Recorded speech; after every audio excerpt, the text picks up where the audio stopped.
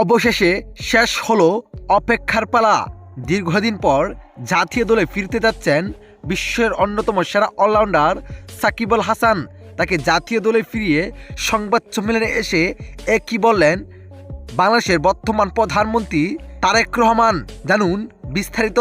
দর্শক, অনেক দিন ধরেই জাতীয় দলের বাহিরে সাকিব আল হাসান মাঝে মাঝে তাকে জাতীয় দলে ফিরানোর গুঞ্জন উঠলেও শেষ পর্যন্ত তাকে আর জাতীয় দলে ফিরায়নি কেউই। তবে এইবার সব কিছুকে পিছনে পেলে সাকিব আল হাসানকে দলে ফিরিয়ে সবাইকে চমকেই দিয়েছেন বিএনপির ভারপ্রাপ্ত নেতা ও বাংলাদেশের বর্তমান প্রধানমন্ত্রী তারেক রহমান।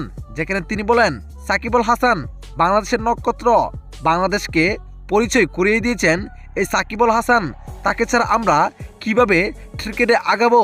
তিনি আমাদের অর্থনীতির দিকেও অনেক সাপোর্ট করেন, কেননা তারা ভালো খেললে আমাদের অর্থনীতিকের উপরও ভালো আয় হয়। তাই সাকিব আল হাসানকে আমরা যে কোনো মূল্যেই ফিরাবো জাতীয় দলে।